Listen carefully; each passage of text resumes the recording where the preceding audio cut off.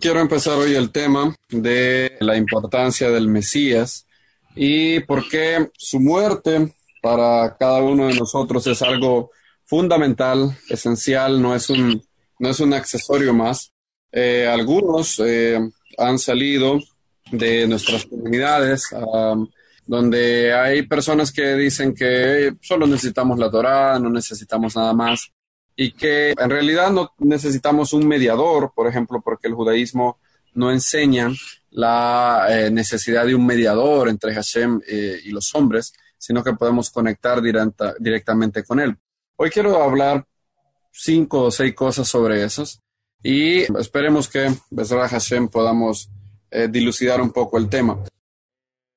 En primer lugar, es cierto que el judaísmo enseña que no necesitamos un intermediario para conectar con Hashem. Intermediario en el sentido de no necesitamos ningún canal que interrumpa entre Hashem y nosotros y que tengamos que pasar por él. En otras palabras, no necesito orarle a un ángel porque ese ángel es más misericordioso que Hashem y que ese ángel le lleve mi oración a Hashem, como creen algunas culturas paganas y como lo vemos en el caso del catolicismo, que María es una intermediaria en ese sentido. Sin embargo, el judaísmo sí enseña la necesidad de un mediador, no que intercepta oraciones en el sentido pagano, no es un mediador o un intermediario que intercepta, sino un mediador que conecta con Hashem y que luego, después de haber hecho esa conexión, yo quedo como, digamos, como libre paso ya con el Eterno. Todo el mundo sabe que ese mediador fue Moshe, en el caso de cuando el pueblo recibió la Torá. En todo el tiempo en que el Bet Hamikdash, el templo, estuvo en pie, el mediador entre Hashem y todo el pueblo era el sumo sacerdote y también los sacerdotes. No, yo no podía llegar y realizar mi sacrificio, templo, no podía llegar a ofrecer incienso ni nada de eso, sino que necesitaba mediador, Israel necesitaba un mediador para conectar con el Eterno. Es muy importante hacer esa diferencia porque los que tratan de confundir a las personas que somos parte del cuerpo del Mesías utilizan esa falsa analogía entre intermediario, que es lo que el judaísmo rechaza, y un mediador.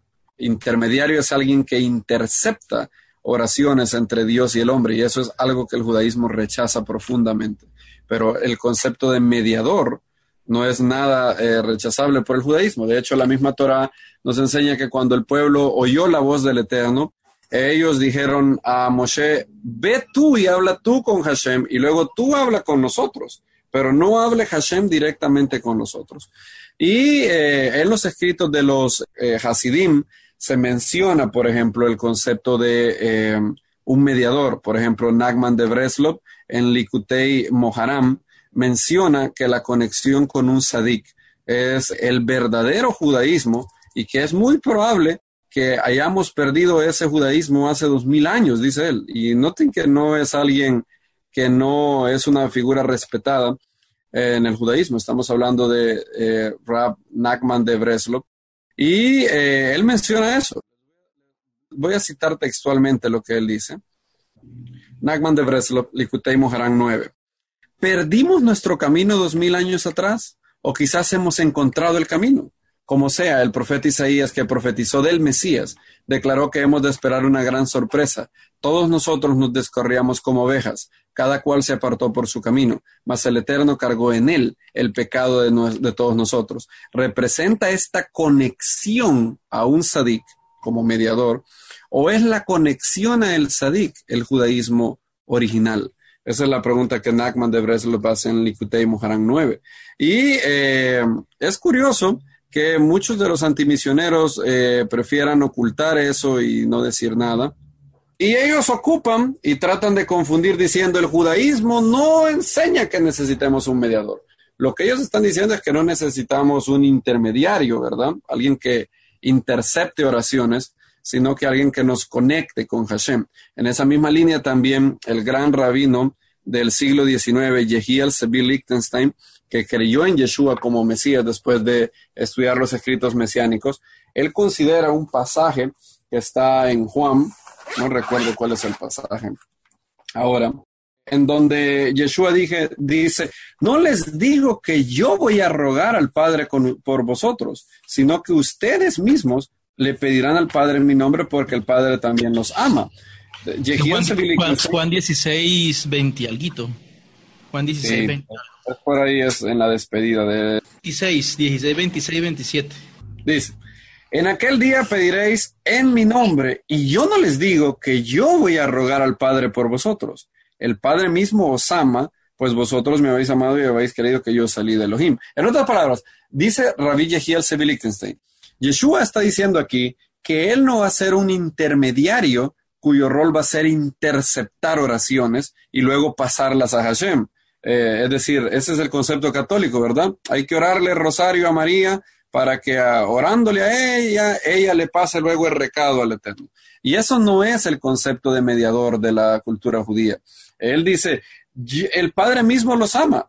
Lo que es un mediador no es algo que intercepta, sino que conecta. Moshe, luego de su mediación entre Hashem y el pueblo, pudo conectar al pueblo con Hashem. Eso también habla de los sacrificios del templo y de Aarón, en el caso del sumo sacerdocio. Entonces, en primer lugar, debemos de desechar la noción de que el judaísmo no enseña la necesidad o la agencia de un mediador. Lo que desecha es un intermediario. Como las palabras y los conceptos son tan similares y poca gente tiene clara cuáles son las diferencias entre ellas, hay gente que por negar una cosa que el judaísmo en efecto niega, también piensa que lo otro debe de negarse, y no es así. La salvación o la vida eterna, entendiéndolo como tener parte en el mundo venidero, siempre desde la antigüedad has tenido que ver con fe en Hashem y descansar en su misericordia. Eso ha sido lo que ha sido la salvación para los antiguos, ¿verdad? Y podemos añadir el detalle de responder a la revelación que se me ha dado. Por ejemplo, cuando estábamos hablando de los tiempos de Noach no podía responder a la Torá y a todas las cosas que vinieron después. Abraham no podía responder a la revelación que no tenía, ¿verdad? Entonces, la salvación siempre fue por tener fe en el Eterno y descansar en su misericordia, que Él perdonaría mis pecados. No sé con qué mecanismo, no sé cómo lo haría, pero si yo me arrepentía, mi parte era arrepentirme, ¿verdad? Y el Eterno, yo podía descansar en su misericordia, como dicen los 13 atributos de fe, ¿verdad? Dice, lo decimos todos los días en Yom Kippur, y decimos Adonai, El, Rahum, Behanum, etcétera, etcétera, no los voy a decir todos.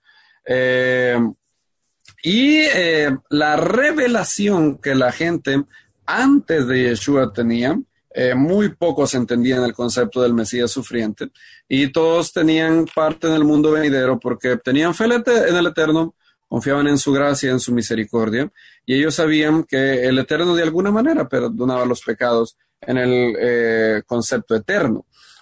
Ahora, los escritos apostólicos nos enseñan que Hashem, y también la literatura rabínica, por cierto, nos enseña que todos los justos que vivieron antes de los días del Mesías serán perdonados únicamente porque el Hashem cargará sus pecados en el Mesías. Por ejemplo, desde el punto de vista de la literatura rabínica, vemos en el Midrash Pesikta Rabatim 36 lo siguiente: y el santo bendito sea hizo un pacto con el Mesías y le dijo, los pecados de aquellos que sean perdonados por tus méritos causarán que seas puesto sobre un yugo de hierro y te harán semejante al becerro, cuya vista es sombría y atarán a tu espíritu ese yugo. ¿Estás dispuesto a esto? Y el Mesías dice en esta narración alegórica, por tu vida y por mi cabeza una semana solamente decretado. Y el Mesías dice, soberano del universo, con toda la disposición de mi alma y el corazón y el gozo de mi corazón tomará esto sobre mí, con la condición de que ni una sola alma de Israel perezca, y no solamente aquellos que serán salvos en mis días, pero aún todos los que hayan muertos, desde el primer hombre hasta ahora, y también los que no hayan nacido aún, y además aquellos que sea tu intención crear. Estoy dispuesto a todo esto y que sea la condición que caiga sobre mí. Entonces, vemos en este verso del Midrash Pesikta Rabatim que ese concepto está. Y en los escritos apostólicos vemos en la carta de Rab Shaul a la comunidad de Roma, en Romanos, que él menciona que el Eterno había manifestado en este tiempo, es decir, en este tiempo que el Mesías se ha revelado, ha muerto por nuestros pecados, nuestras iniquidades, y él ha revelado su justicia. El verso literalmente dice así, Romanos 3, 3:24, siendo justificados por su gracia, su favor, sin merecimiento alguno, mediante la redención que es en el Mesías Yeshua, a quien Elohim ha propuesto públicamente como sacrificio por su sangre a través de la fe, como evidencia de su justicia, a causa de haber pasado por alto en su paciencia los pecados pasados, con el propósito de demostrar su justicia en el tiempo presente, a fin de que él siga siendo justo cuando declara justo al que es de la fe de Yeshua. ¿En qué sentido es esto? Los 13 atributos de misericordia dicen, como todos sabemos, Elohim, piadoso, lleno de misericordia, que pasa por alto la iniquidad, el pecado y la rebelión. Y vemos esa descripción muy bonita que el Eterno le da a Moisés en Shemot 34, en Éxodo 34. Y ahí se dice, Elohim misericordioso y clemente, lento para la ira, grande misericordia, ¿verdad? Que guarda misericordia a millares, que carga con la iniquidad, la transgresión y el pecado, pero de ningún modo dará por inocente al culpable. Esto, si ustedes lo consideran, es un poco contradictorio. ¿Cómo el Eterno puede ser al mismo tiempo lleno de gracia, lleno de misericordia, lleno de amor, que perdona la iniquidad, el pecado, la rebelión, y al mismo tiempo decir inmediatamente después que de ningún modo dará por inocente al culpable? ¿Cómo puede él ser a la misma vez justo y castigar el pecado y al mismo tiempo ser misericordioso y perdonar el pecado? Y es algo que son dos verdades que están en tensión, ¿verdad? Porque por un lado el Eterno dice que Él es misericordioso, perdona nuestros pecados, la rebelión, incluso los pecados de tipo fecha, que son los pecados que se hacen con conocimiento de causa, y entre ellos pecados de muerte, como adulterio, por ejemplo, para los cuales no había una purificación ceremonial en el sistema levítico, pero que el Eterno dice aquí que Él lo va a perdonar. Pero inmediatamente añade, de ningún modo dará por inocente al culpable. El punto y la cosmovisión de los emisarios de Yeshua es que todos los pecados de los antiguos, el Eterno los perdonaba en virtud de que luego serían cargados en el sacrificio de su Hijo. Y ese es el mismo entendimiento que no es ajeno al judaísmo y que está también en los Midrashim Rabbah. Voy a citar dos opiniones rabínicas más en torno a este punto. Por ejemplo, Rabbi Dessler, comentando Isaías 53, dice lo siguiente: ¿es posible decirle a Israel, los enfermos, que vayan y se sanen ellos mismos? Claramente no. La única solución, y él está comentando Isaías 53 que habla del Mesías, es el único que es llamado buen pastor, el cual nos traerá al mundo venidero, dice él. Otra opinión, este es Rabbi Shemuel ben Abraham Leniyadó, en Kli Paz. Su libro dice lo siguiente: él será más grande que Abraham en su generosidad hacia Israel, más grande que Moshe y los ángeles ministeriales, por causa de su naturaleza sin culpa y su integridad. El Mesías guiará a Israel en el entendimiento de la Torá y el cumplimiento de los preceptos. Él será más grande que todos estos tres en su temor a Dios. El rabino Shemuel ben Abraham Leneyadó dice que el Mesías es más grande que Abraham, Moshe y que incluso los ángeles ministeriales por causa de su naturaleza sin pecado, sin culpa, blameless en inglés de hecho. Y obviamente le extrae esto de Isaías 53, ¿verdad? Donde dice que el Mesías no hizo violencia y no se halló engaño en su boca. Y estas dos opiniones, junto a la opinión de Pesikta Rabatim y junto a los escritos apostólicos, deberían de hacer pensar fuertemente a cualquiera que piense negar al Maestro, porque Él es la única fuente de expiación en el sentido eterno de pecados. Claro, en el sentido temporal de expiación, vemos otros medios en la Torá, ¿verdad? Incluso la muerte de un malvado como Simri expió por los pecados de Israel cuando Pinjas lo atraviesa, y otros medios que vemos que expiación ahí es cobertura. En otras palabras, es como como si el Eterno dejara de ver el pecado y entonces cesa de su necesidad de castigarlo porque se ha hecho justicia. Pero ahí estamos hablando de expiación en el sentido temporal, no en el sentido eterno, como Pesikta Rabatí y estos rabinos lo entienden. Lo curioso es que Nachman de Breslov dice incluso, ¿será que estamos inventando un nuevo judaísmo con esta conexión con el Sadik? Pero el profeta Isaías, hablando del Mesías, dice que nos llevaremos una gran sorpresa. Imagínense, Nachman de Breslov dice eso.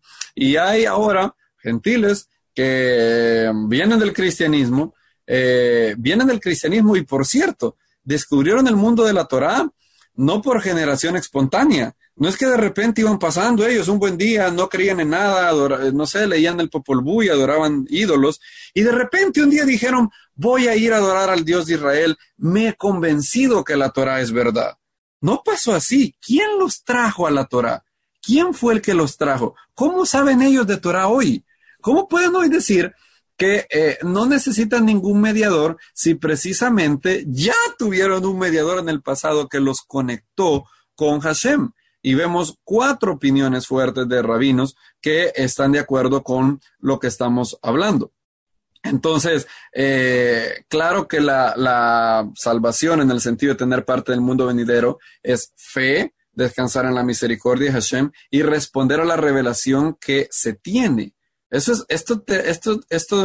número 3 es muy importante porque obviamente los antiguos no tenían Isaías 53, no tenían la carta a los romanos y no sabían que todas las particularidades de lo que iba a ser la muerte de Yeshua. Y obviamente el Eterno cargó en el Mesías los pecados de ellos y ellos no tuvieron esa acción, no eran requeridos de creer en el Mesías en ese sentido.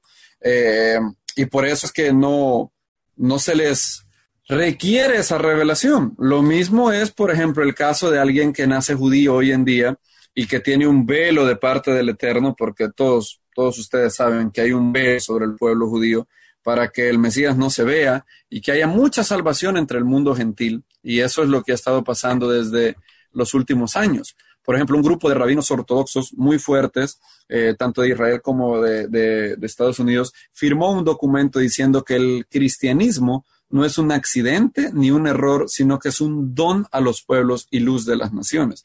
Es curioso que cientos de rabinos firmaron ese documento y ahora gentiles que estuvieron en nuestro medio se desatiendan de todo y digan de que todo esto es de Roma y saben todo lo otro, que encuentran Roma encuentran la Trinidad incluso en los tréboles de 3 hojas y en todo quieren ver que hay paganismo y yo le llamo paganoia, de andar viendo dónde todo esto es pagano y no des la mano. Hubo una persona que me dijo, no des la mano así, la mano derecha, porque eso lo hacían los romanos y eso de dar la mano es malo y todo.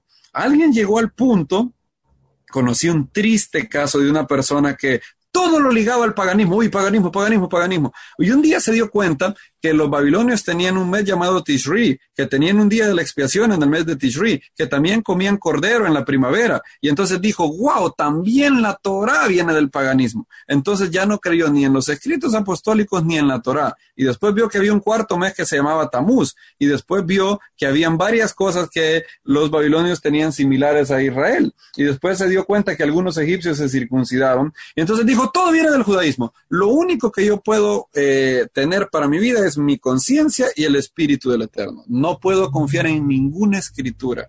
Y así, ese es el paso que siguen todos los que tienen esta, que yo le llamo paganoia. Y hay que tener mucho cuidado con eso. No es lo mismo un judío que no ha tenido la revelación porque tiene un velo del cielo, que una persona que conociendo al maestro rehúsa creer en él.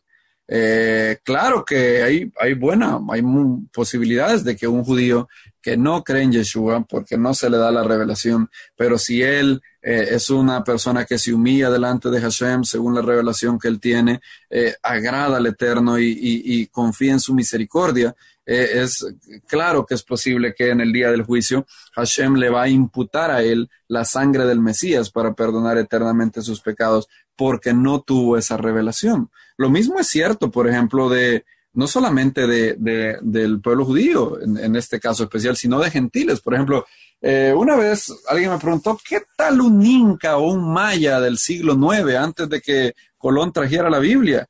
¿Cómo el Eterno los va a juzgar a ellos? ¿Cuál va a ser la revelación en base a la cual los va a juzgar? Porque el cristianismo cree que en el juicio del trono blanco todo el mundo se va a condenar. Es decir, algo así como que el pobre inca va a llegar y el Eterno le va a decir, ¿creíste en mi hijo Yeshua? Y el inca le va a decir, ¿Yeshua? ¿Quién es Yeshua? Yo no conozco al tal Yeshua. Está en la Biblia. La Biblia. ¿Cuál Biblia? ¿Qué Biblia? Es el libro que yo le di al pueblo judío. El pueblo judío. No tengo ni idea. Mis únicos vecinos eran los incas y los toltecas. ¿Cómo que el pueblo judío?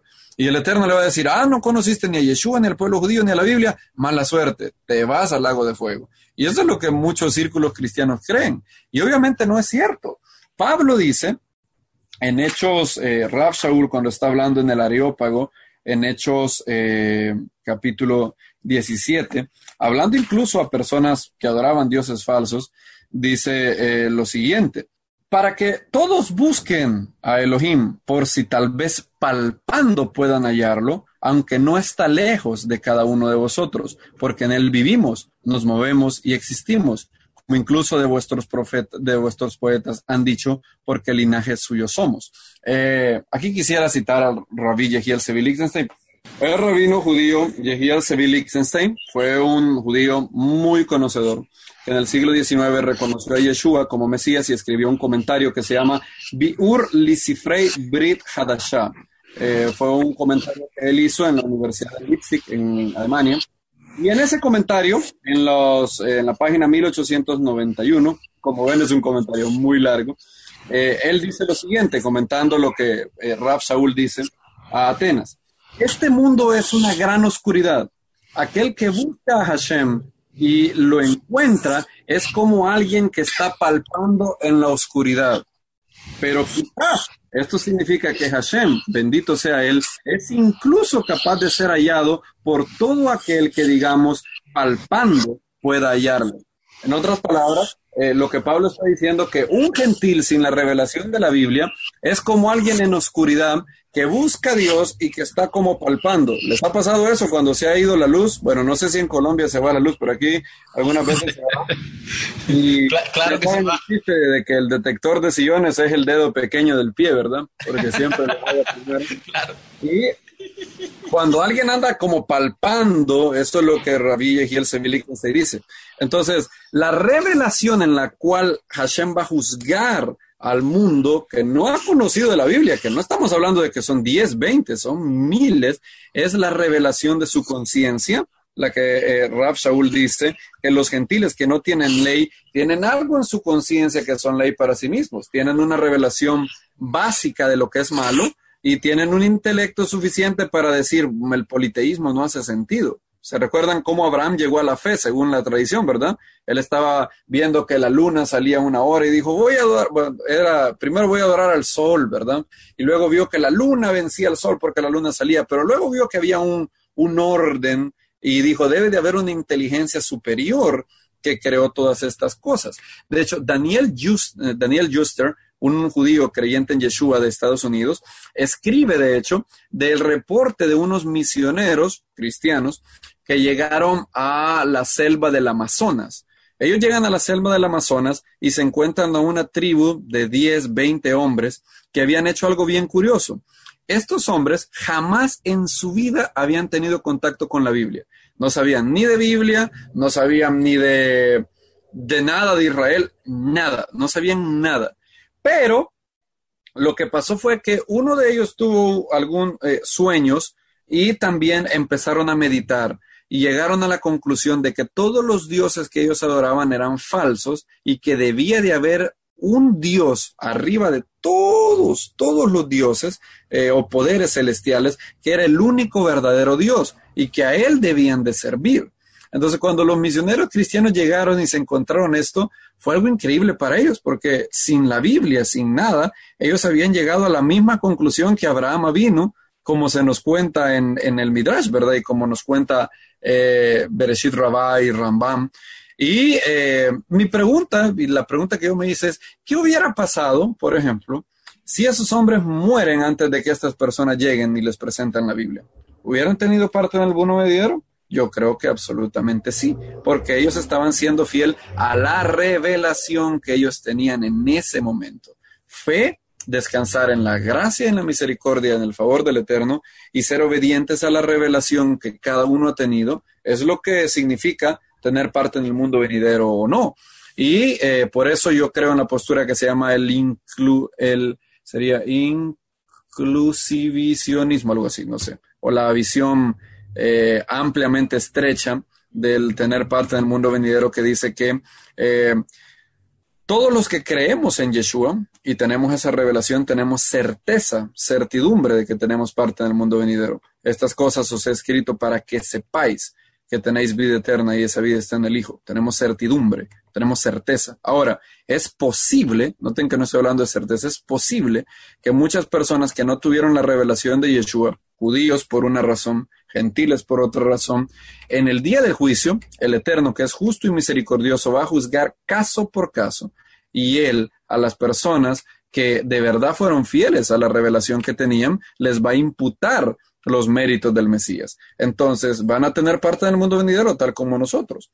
Ahora, obviamente la salvación es posible para ellos, pero para nosotros es certera, es lo que hace que Yeshua tenga un gran peso. Para nosotros, tener parte del mundo venidero es algo que nos ha sido asegurado por la Ruach HaKodesh que está en nosotros y lo que los escritos apostólicos mencionan. Entonces, lo que estas personas están haciendo es algo muy grave, porque ellos están dándole la espalda y rehusando creer una revelación que ya tenían. Y en ese aspecto, la escritura es muy, muy categórica, y creo que todos ustedes conocen esos versos, los habrán leído varias veces. El que rehúsa creer en el Hijo no verá la vida, sino la ira de Elohim está sobre él. El que me negare delante de los hombres, yo le negaré delante de mi Padre que está en los cielos. ¿Por qué es un gran crimen eso? Hay gente que dice, y solo por no creer en Yeshua va a hacer eso. Como que, es decir, para ellos, la oración, Yeshua es el Mesías y mi Salvador, es una oración como que se agrega a un conjunto de oraciones que ellos creen, algo así como la tierra es redonda, Donald Trump es el presidente de los Estados Unidos, 2 más 2 es 4 y Yeshua es el Mesías. Es decir, es algo minúsculo para ellos. Y no es eso. Es decir, aquí, amados, estamos hablando de despreciar el regalo de expiación eterna que el Eterno permitió que su Hijo fuera pulverizado, vapuleado por los romanos, a pesar de que él nunca había hecho nada malo, y yo darle la espalda a ese regalo eterno. Imagínense, el Midrash Pesicta Rabatí, el Midrash Yalkut Shemoni, dice que el Mesías es más grande que Moisés, más grande que Abraham, más grande que los ángeles ministeriales. Por Kal Vahomer, si alguien que rechaza a Moisés, como Korach, Datán y Abiram, tuvo el juicio de descender al Seol vivo, ¿cuánto mayor creen ustedes que es el castigo por rechazar al que es más grande que Moisés? ¿Cuánto mayor puede ser? Si rechazara a Moshe, y ese es el mismo punto que hace el escritor de la carta a los Hebreos en Hebreos 2, si la ley que fue dada por medio de fuego, por medio de Moisés, todo aquel que la rechazó y que desobedeció, recibió su justa disciplina por parte del Eterno, ¿cuánto más aquel que es mayor que Moisés y que los ángeles? ¿Qué va a pasar con aquel que rehúse creer en Yeshua habiendo tenido esa revelación? Repito, no estoy hablando aquí de un judío que no ha tenido esa revelación y que hay un plan y todo orquestado por Hashem para a su tiempo sacar a la luz. Entonces no debemos de confundir y no podemos decir que una persona que ya conoció al Mesías está en el mismo plano de un judío que no lo ha conocido y no tiene la revelación. Él no llegó a la Torá por casualidad, fue Yeshua mismo el que lo llevó, de hecho. 2, la Torá misma menciona, y creo que Kenner les ha comentado eso, en Devarim 18 la Torá dice, profeta como yo os levantará Hashem. La misma Torá siendo la base de la revelación, y es algo que hay que entender. La Torá no es toda la revelación, la Torá es la base de la revelación. Si la Torá fuera toda la revelación necesaria, el Eterno se hubiera ahorrado al profeta Isaías, al profeta Jeremías, al profeta Ezequiel, a los Salmos, a todo. Es decir, nuestra Biblia, nuestra escritura tendría 5 libros. Seríamos saduceos. Los saduceos eran los que creían únicamente en la Torá de Moisés, a tal grado que llegaron a negar la resurrección. Porque si tú, desde Génesis a Deuteronomio, buscas un verso claro, explícito, indudable, que diga, y entonces Moisés dijo a los hijos de Israel, si guardáis estos mandamientos, vivirás eternamente después de la muerte, porque hay algo llamado resurrección de los muertos volverán a vivir. Si tú buscas un verso claro, repito, explícito, indudable, incuestionable en la Torá, que hay resurrección de los muertos, no lo hallas. Es más, los rabinos para debatir a los saduceos, tuvieron que buscar alusiones en la Torá, como por ejemplo el famoso caso en el Talmud, Sanedrín 90, donde Rabbi Simlai dice, yo puedo probar por un verso que es resurrección de los muertos. Deuteronomio 1:12 dice que Hashem juró a Abraham, Isaac y Jacob que les había de dar la tierra a ellos y a su descendencia después de ellos. En otras palabras, el juramento no fue, yo le voy a dar la tierra como posesión a los descendientes de Abraham, a Israel, sino que fue, le voy a dar la tierra a Abraham, Isaac y Jacob, a ellos y a los descendientes de ellos como posesión. Rabbi Simlai dice en el Talmud, ahora, Abraham, Isaac y Jacob no tuvieron la tierra como posesión. Shemot 6:4 dice que ellos habitaron como forasteros. Entonces, la única manera para que esto se cumpla es que Hashem resucite a Abraham, Isaac y Jacob y les dé la posesión, ¿verdad? Es lógico. Ahora, mira a lo que tuvo que recurrir un rabino, es decir, está escondidísimo, es una alusión muy escondida, no está tan claro. Entonces, Moshe, sabiendo que el Eterno revelaría más cosas al pueblo, dijo, voy a levantar un profeta como yo. ¿Quién es ese profeta? En sentido literal son todos los profetas. Ahí está, lo que Moshe está diciendo es que el Eterno va a enviar profetas posteriores a él, y eso se empezó a cumplir desde Josué, Samuel, Isaías, todo eso se empezó a cumplir en él. Ahora, los rabinos dicen que hay un profeta único en su clase que será Hanaví, el profeta por excelencia que será similar a Moisés. Rabí Levi Ben Gershom, conocido como Gersónides o Ralbak, por ejemplo, en el siglo XIV, dice lo siguiente. Las palabras, ningún profeta se ha levantado en Israel como Moisés, hacen que nos preguntemos una pregunta interesante. ¿Tenemos un profeta como él afuera de la tierra de Israel? La verdad es que no hay ningún profeta en Israel tan grande como Moisés, que fue profeta en Israel. Pero habrá un profeta a las naciones más allá de Israel, y él será el rey Mesías.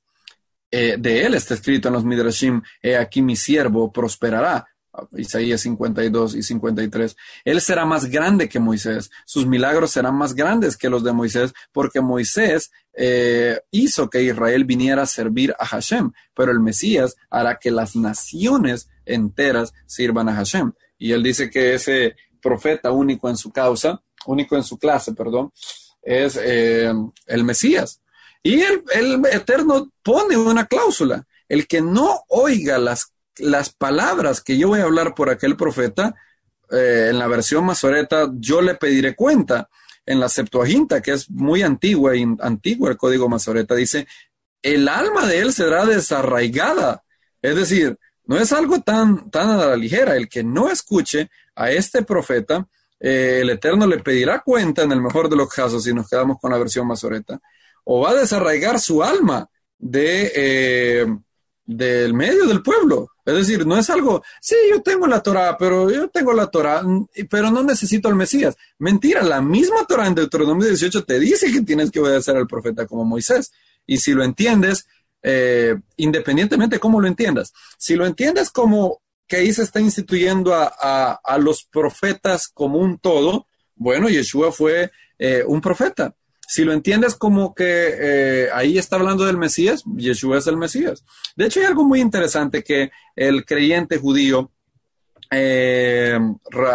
Joseph Rabinowitz, era un judío ruso, llegó a la fe en Yeshua también. Y él se preguntó algo, él hizo un peregrinaje a Israel y consideró lo horrible que estaba la situación. Obviamente fue antes del Estado de Israel, fue en el siglo XIX, 1800 y algo. Y él vio el estado del suelo, él veía que de ahí no podía crecer nada, era un pantano, las ciudades eran desérticas, podías caminar horas y horas sin encontrar una persona. Y él va al Monte de los Olivos y empieza a considerar por qué había tanta destrucción. Él empieza a considerar lo siguiente. Noten las preguntas que él hace.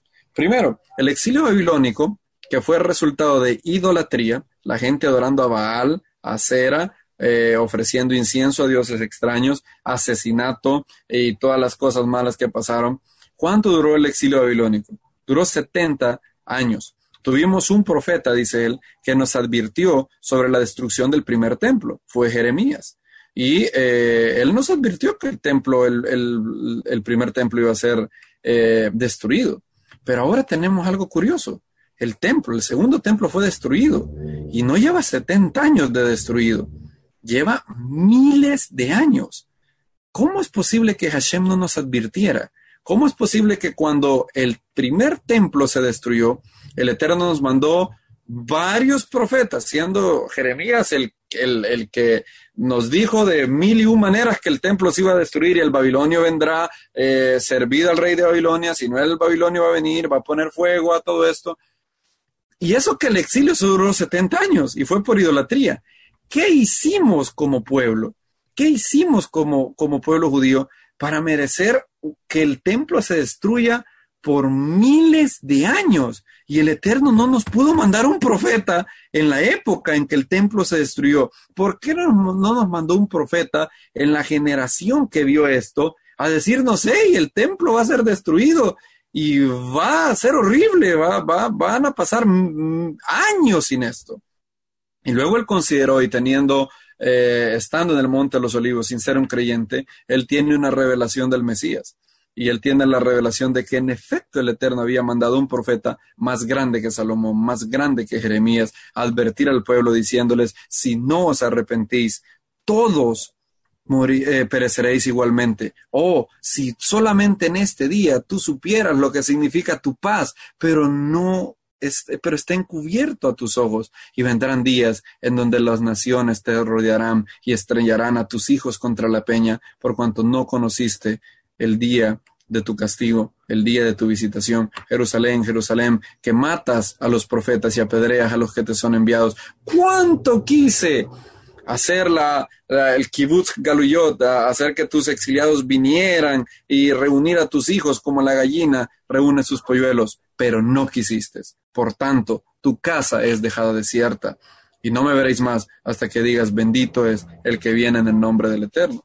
Y Rabinowitz dice, ese es el profeta. Claro que Hashem sí nos mandó un profeta para advertirnos de que el segundo templo iba a ser destruido después de todo. Y si alguien dice la Torah es suficiente, no está bien, está mal, porque la Torah misma te dice de que el Mesías y los profetas iban a dar revelación posterior que él no dio. Moshe tuvo la misión de sacar a Israel de Egipto, soportar a miles y miles de israelitas que, como ven en el libro de Números, hablaban de apedrearlo a cada rato y se quejaban mucho la generación del desierto, y él les dio leyes al pueblo. Él fue el mediador para que el pueblo recibiera la Torah, que es la base, lo más fuerte de la revelación. Pero él no pudo dar todo lo otro. Imagínense que Moisés, con todo lo que tenía que ocuparse, él no podía ser el que iba a dar la revelación total al pueblo. Él dio la base, esto es la base. Luego los otros profetas que vengan van a construir arriba de esto, y es por eso que tenemos profetas adicionales a Moisés. Entonces, todo aquel que diga eso está negando de hecho la Torah misma, como Maimónides dice, hay personas que dicen creer en la Torah, pero niegan la venida del Mesías. Dicen que eso solamente es una cosa de los profetas, no es de la Torah. Y él dice, no, el que niega la venida del Mesías no niega solamente a los profetas, niega la Torah. Y él da 3 bases para decir que aquel que niega la venida del Mesías ha negado la Torah. Y hay tantas cosas que podríamos hablar de esto que hacen que nosotros sepamos de que lo del Mesías no es un accesorio, no es como cuando vas y te dan un plato y está ese perejil que nadie come, o una ensaladita o un postre.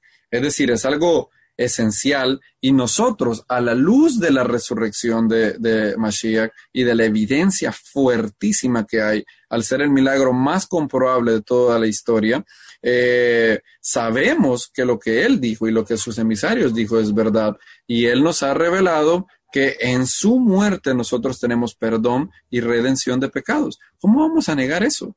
¿Cómo vamos a poder negar eso? 2 cosas más quiero mencionar. Una ya la mencioné, es certeza de salvación. En Yeshua no solamente hay posibilidad de tener parte en el mundo venidero. Aquel que se arrepiente de sus pecados recibe la Ruach HaKodesh de la promesa y es sellado para tener parte en el mundo venidero. Algo que incluso los rabinos dicen que no está disponible hoy en día para todo Israel. El Midrash Bamidbar Rabá dice, el Midrash Bamidbar Rabá 30 dice lo siguiente: en este mundo únicamente algunas personas en Israel reciben el Espíritu del Eterno, pero en los días del Mesías, en el mundo venidero, todo Israel será partícipe del Ruach HaKodesh, tal como está escrito.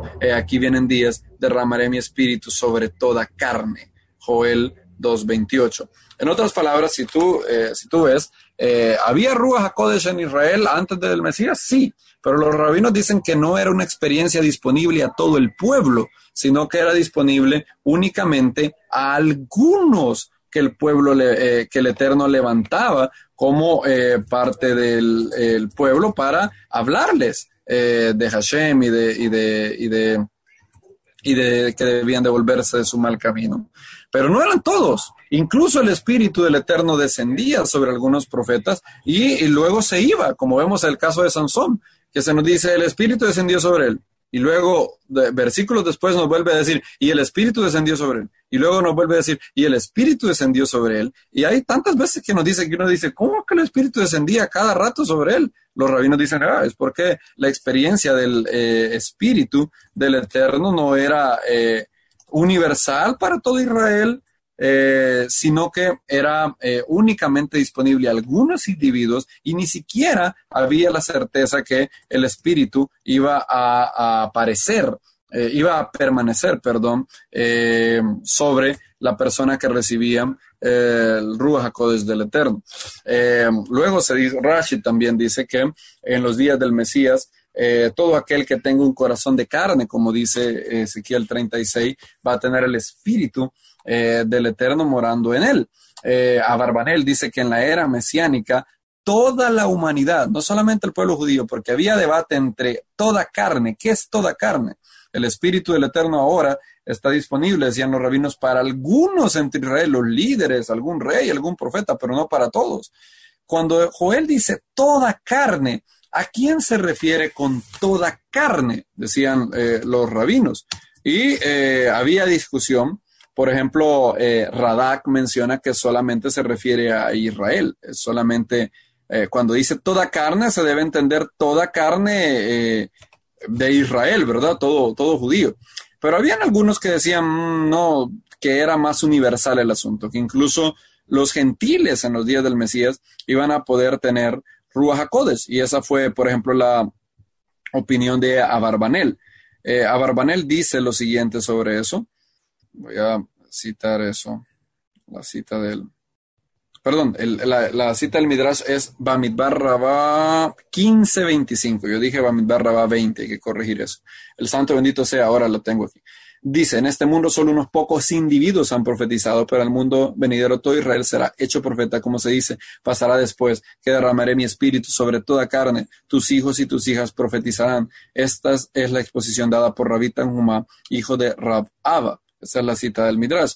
Y el Midrash Yalkut Shemoni dice que el Eterno causará al Espíritu Santo morar sobre toda la humanidad en los días del Mesías. Eso es lo que dice el Midrash Yalkut Shemoni sobre Jeremías 10. Está citado en el libro La inmanencia de Dios en la literatura rabínica, hecho por Abelson. Entonces, ¿qué es lo que también tenemos en Yeshua que paradójicamente un gentil puede acceder hoy a tener Ruach HaKodesh en virtud de que el Mesías nos hemos adherido a él y tenemos un anticipo de eso que va a ser en la era mesiánica? El Espíritu estará sobre toda carne, sobre toda la humanidad, sobre todo Israel, y en virtud de que estamos en Mashiach tenemos un anticipo. Por eso Pablo dice las arras. De hecho, una palabra para arras en hebreo es mashkon, que significa, que es muy similar a la palabra mishkan.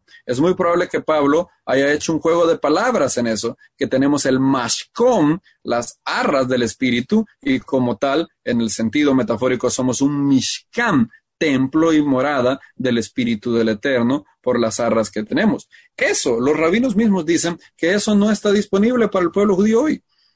Hoy en día, no, si alguien habla, en el pueblo judío se dice, no estamos no hay Ruach HaKodesh sobre Israel, ahora hay Jokmah, es lo que tenemos rabinos, tenemos Jokmah, no hay Ruach HaKodesh. Algunos rabinos altos de Israel tienen Ruach HaKodesh, como el Rebbe Schneerson, o como Kaduri, o como algún rabino alto de Israel, pero que todo el pueblo lo va a tener, no hay tal cosa hoy.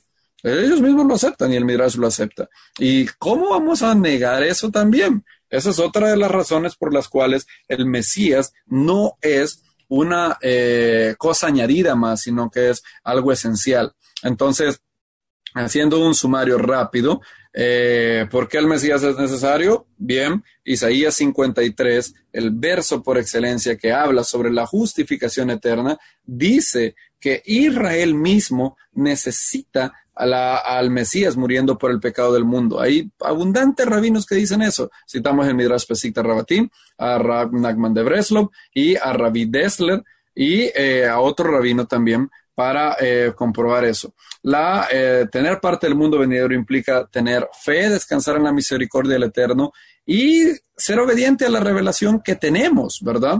Y eso hace que no podamos echar en el mismo canasto a los que hoy han negado a Mashiach y al pueblo judío que no tiene esa revelación. La Torah misma enseña que hay que obedecer al profeta como Moshe, independientemente de cómo entendamos ese pasaje, si habla de todos los profetas, Yeshua es un profeta, o si lo entendemos como el Mesías. Aparte de eso, en Yeshua tenemos certeza de salvación. La salvación no es solamente posible, sino certera para todos nosotros. Bendito sea su nombre. Él dice en Romanos 8, todos los que el Espíritu mismo da testimonio a nuestro espíritu de que somos hijos del Eterno. La palabra que se utiliza ahí es un testimonio certero. Estas cosas os he escrito para que sepáis que tenéis vida eterna y esa vida está en su Hijo. El que cree en el Hijo tiene el testimonio en sí mismo, dice la primera carta de Yohanan capítulo 5, y ese testimonio es que tenemos vida en Mashiach. Entonces, por todas esas razones, es imposible decir que yo puedo guardar la Torah sin tener nada que ver con el Mesías ni nada por el estilo. Todas estas razones nos hacen saber que no podemos movernos de la roca de salvación, Yeshua nuestro Mesías, en quien tenemos redención, perdón y propiciación de pecados. No sé si hay preguntas o comentarios, hermanos. Simplemente, hermano, esto de conocer o de reconocer al Mesías como el único intermediario o conector, ¿verdad?, que hay con Hashem, está sucediendo claramente con muchos hermanos que en realidad mucha gente también puso su confianza en ellos y a la vez hoy está siendo Desafortunadamente estas personas están siendo desacreditadas de esta manera. Es muy, muy hermoso lo que usted nos comparte, porque eso es lo esencial de la Torá, la conexión de nosotros hacia el Eterno, por medio de quién, ¿verdad? Es muy cierto de que en el judaísmo los que no han tenido esa revelación están dando a conocer que no necesitamos un Mesías y tienen muchos argumentos sobre la Torá, pero que también es bastante impactante de aquellos que han reconocido al Mesías, lo están negando por darle la espalda al Mesías y dar solamente la Torá. Es muy, muy desagradable esto, pero es lo que se está dando. Gracias por todo lo que usted nos está dando a compartir con los hermanos, para que también nosotros tengamos más campo abierto, no solamente para compartir, sino para encerrarnos también más, arraigarnos más a esa creencia, a esa fe que tenemos. Qué bueno. Hebreos 3:14 dice: porque hemos llegado a ser partícipes del Mesías con tal que retengamos firme hasta el fin el fundamento. Eso es lo que dice. Mirad pues, hermanos, no sea que acaso hay en alguno de vosotros un corazón malo de incredulidad, porque hemos llegado a ser partícipes del Mesías con tal que retengamos firmes hasta el fin el fundamento. Antes, y es increíble, antes la gente pensaba en negar al Mesías porque te presentabas delante, por ejemplo, del malvado rey Trajano, que te decía: ¿tú eres un creyente en el Nazareno, en el crucificado? Si decías sí, él te volvía a preguntar: ¿de veras? Esa es una respuesta incorrecta. Sabes que creer en él es una superstición ilícita para Roma y que podría infligir en ti y en tu familia muchas torturas, ¿verdad? Te voy a volver a preguntar: ¿crees tú en el Nazareno, en el crucificado? Si volvías a decir sí, él te volvía a decir: wow, ¿por qué vas a sufrir las torturas que podría hacerte? ¿Por qué vas a arriesgar a tu familia? ¿Por qué vas a arriesgar a tus hijos? Mira, haz algo, renuncia a la fe en el Nazareno. Tengo aquí un ídolo y tengo mi imagen. Lo único que tienes que hacer es maldecir al Nazareno y ofrecer incienso a este diosecito. ¿Qué dices? ¿Para qué vas a sufrir las torturas que voy a infligir? Y aún así, muchos hermanos, judíos y gentiles por igual, férreamente se aferraron a la fe, a pesar de que luego eran tirados a leones. Algunos fueron quemados en aceite hirviendo, por ejemplo, en los tiempos de Domiciano. ¿Y hoy por qué lo niegan? Es decir, ¿cómo es posible que alguien esté pensando en negarlo? ¿Por qué? ¿Cuál es la razón, en realidad? Incluso podríamos decir como Blaise Pascal. Blaise Pascal tenía no me gusta utilizar esto porque también puede ser malinterpretado. Les voy a decir por qué. Blaise Pascal decía Blaise Pascal era el famoso matemático, y él hablaba con matemáticos y científicos ateos y le decía: supón que ¿Tú estás seguro que Dios no existe? ¿Estás seguro? ¿Has explorado todo el universo para saber que Dios no existe? Y todos le decían: no. Entonces es probable que Dios exista. Sí, es probable. Bien. Supón que tienes 50% de probabilidad. 50% probable que Dios exista, 50% probable que Dios no exista. Te voy a decir las 4 opciones para que veas que aún así hace sentido creer en Dios, decía Pascal. Si Dios no existe y tú no crees en él, no ganaste ni perdiste nada. Lo más que ganaste fueron es decir, como tú no creíste en él, te entregaste a placeres, mujeres, drogas, y eso fue todo. Fue una ganancia muy pequeña temporal. Si Dios no existe y creíste en él, igual no perdiste nada, vas a vivir una vida recta en virtud, porque y todo está demostrado que entre más virtuosa es tu vida, conlleva una vida más feliz y más floreciente. Entonces, vas a ganar cosas y no vas a perder mucho. Ahora, si Dios existe y crees en él, lo ganaste todo. Pero si Dios no existe y no crees en él, lo perdiste todo. Entonces, en los primeros 2 escenarios no pierdes nada. Y en el segundo escenario lo ganas todo o lo pierdes todo. Y esto sería igual. Supongan, Y ya le voy a decir por qué no me gusta hablar mucho de eso que hacía Pascal, porque quizás pueda dar la idea de que nosotros solamente tenemos 50% de certeza de que el Eterno existe, y no es así. Hay evidencia abrumadora de la existencia de Hashem, 99.99. Y lo mismo es cierto con Yeshua. Hay tantas evidencias: su resurrección, las profecías que él cumplió, el testimonio del Espíritu en nosotros, el impacto ético que Yeshua tuvo en el mundo después de él, y muchas otras cosas. Que si te preguntas, si él resultara no ser el Mesías, ¿qué perdiste si creíste que es él? Nada, no perdiste nada. A lo sumo, quizás ser reconocido en la comunidad judía y guardar la Torá ya. Ahora, si él es quien dijo ser, y tú rehusas creer en él, y rehusas aceptar su dádiva de vida como expiación eterna de tus pecados, lo has perdido todo. Vas a perderte eternamente porque tuviste la revelación y negaste al máximo ungido del Eterno. Entonces, ¿por qué habría alguien de hacerlo?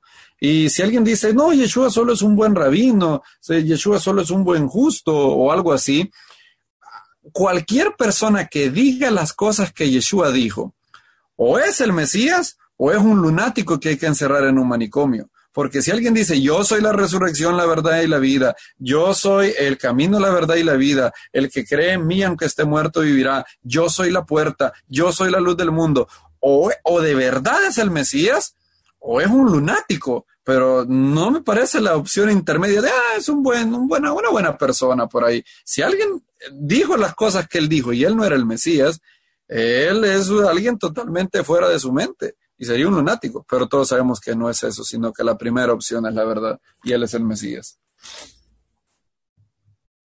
Bien, no sé si hay más preguntas, comentarios, hermanos, antes que terminemos. Pregunten, hermano, pregunten. Tenemos 15 minutos más.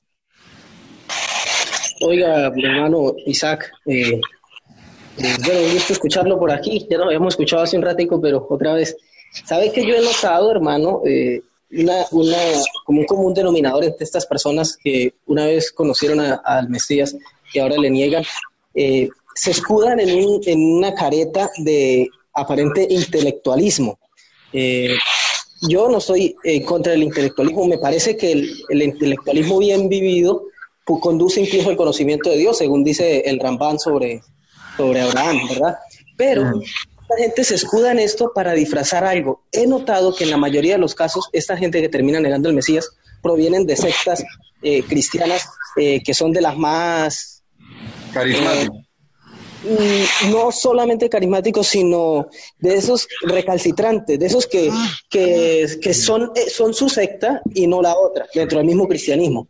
Sí. No quiero a nadie por ninguna secta porque de pronto alguien viene de ahí y se pueda sentir ofendido, pero esa gente entonces creen que con 3, 4 argumentos que copian, obviamente, que repiten de los antimisioneros, ya tienen suficientes razones para negarlo, pero se escudan tras de eso, pero lo único que quieren es convencer al otro de que es como él piensa. Y yo he tenido discusiones con varios amigos que provienen de estas sectas y fuimos compañeros de inicia, digamos, en el mesianismo, pues, que practicamos ahorita. Y cuando voy a ver, la mayoría de con los que hablo vienen de estas sectas. Entonces, ¿qué pasa? Ellos vienen, eso tienen un problema psicológico y espiritual y no sé qué más, y llegan acá y encuentran como una excusa en ese pseudo-intelectualismo para disfrazar su hambre de poder, no porque quieran ser los pastores de la mayoría de personas ni nada, pero ese poder tan difícil, esa falsa humildad que manejan muchos de ellos, donde no, lo único que queremos no queremos que nos sigan, es que la gente conozca la verdad, pero quieren poder, quieren sentir que ellos alumbran pues los ojos al mundo, pero no hay otra cosa detrás que sed de poder y de enseñoreamiento. Sí, es correcto. La mayoría con los que he hablado tienen un problema de autoestima muy fuerte, el deseo de ser judío, de ser parte de algo como ya soy alguien. El concepto es un estatus, ¿verdad? Es muy triste eso, muy, muy, muy, muy, muy triste. Y generalmente las razones por las cuales una persona niega al maestro son espirituales y morales. Pero, obviamente, nadie, por ejemplo, yo conocí una persona que golpeaba a su esposa, adulteraba incluso, y luego se apartó del maestro, y ahora es uno de los que niega al maestro. Pero obviamente él no va a decir nunca, yo me aparté del Mesías porque le pegaba a mi mujer y porque me conseguí 2 o 3 mujeres más, porque eso no es muy atractivo, ¿verdad? Es más sofisticado decir una pantalla de humo para anestesiar la conciencia misma y hacerla lucir intelectual, ¿verdad? Y así la conciencia se anestesia un poquito más. Y claro, ahí te presentan argumentos y luego los argumentos llega a un punto en donde estas personas llegan a un punto triste de no retorno, así como Faraón. Y si Moisés no convenció de dejar ir al pueblo con 10 plagas, tú no los vas a convencer con 10 argumentos, porque llegaron al punto de no retorno. Muy triste. Ellos llegan a ese punto en donde ya están cerrados. Una vez escuché a una de estas personas en Facebook que decía, no hay ningún rabino que crea que Isaías 53 hable del Mesías. Entonces una persona le contestó en Facebook, claro que hay, están estos y estos, y Rabí Isaac, le puso, y Rabí Isaac Lichtenstein. Y el antimisionero responde, sí, pero ninguno de esos, si a lo sumo decían que era el Mesías, ninguno de esos dijo que era Yeshua. Luego la otra persona le dice, hey, sí, el último Isaac Lichtenstein sí creyó que Yeshua es el Mesías. Y entonces la persona respondió, entonces no cuenta como judío porque ya era cristiano. Yo me quedé, ¿what? ¿Qué? ¿En serio? Ese es un obvio razonamiento circular, ¿verdad? Aristóteles, eso haría que Aristóteles se levante de la tumba y se vuelva a morir de un paro.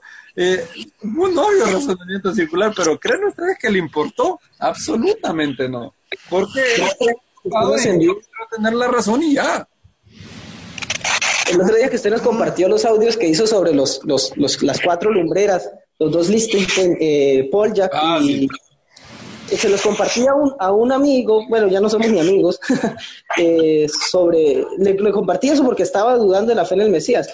Y empezó exactamente el mismo argumento que usted me dio, exactamente. No hay ninguno que considere Isaías 53. Al final, cuando le mostré esos 4, dijo, no, eso ya eran cristianos. Y así terminó Después se enojó conmigo y ya no me volvió a hablar. La tumba de Rabí Isaac Lichtenstein está en el cementerio judío de Budapest. Yo tengo una foto de la tumba de él y está en el cementerio judío porque él nunca aceptó el bautismo cristiano, sino que siguió siendo judío hasta el final de su vida. Un judío ortodoxo, el rabino de distrito de Budapest, que iba en Yeshua en el siglo XIX, y en su tumba, se los voy a enseñar. ¿Ven aquí esto? Yo lo veo. Esa es la lápida de la tumba de Rabí Isaac Lichtenstein. Está en el cementerio de Budapest. Lo que dice en hebreo es lo siguiente. Aquí yace y también se levantará nuestro líder, nuestro maestro y rabino Rabí Isaac Lichtenstein, Zichrono Libraja, que dejó este mundo en el día de Hoshana Rabbah y fue enterrado en Simchat Torah 5669. Que su alma pueda ser adherida al árbol de la vida, Hayalá Bat Miriam. Y esta persona te dijo que Rabí Isaac Lichtenstein era cristiano. ¿Te das cuenta? Es aquí donde ustedes se dan cuenta de lo que los antimisioneros hacen. Hacen todo un lavado de cerebro donde la gente ya casi que no piensa por ella misma y empieza a repetir y repetir y repetir. Quiero decir una cosita. Cada día hay muchas más personas que se dedican a esto y yo creo que el mayor peligro radica en cuando nosotros, las personas de nuestra comunidad, nosotros que estamos aquí en este momento conversando y las personas cercanas a nosotros, sin tener el conocimiento, entonces entramos a las redes sociales, específicamente a Facebook, a intentar refutar esta cantidad de argumentos que esta gente tiene. Eso, además de ser una pérdida total de tiempo, lo que hace es que las dudas vengan a quienes no tienen los argumentos suficientes. Entonces, yo he visto a Ken en más de una ocasión tratando de darle 25,000 argumentos a alguien porque esa otra persona le dio otros 30.000 argumentos más y se convierte en un círculo que nunca se acaba. Yo le decía que si yo no soy ginecólogo, pues yo no tengo por qué entrar a una sala a hacer una cesárea, porque esa Claro, no es... si hay una bomba atómica y quieres que alguien la desactive, llama a alguien que pueda desactivarla, pero no trates de desactivarla tú, te va a explotar en la cara. Exacto. Entonces, creo que a nosotros nos corresponde también ser muy cuidadosos y evitar entrar en discusiones que sin sentido.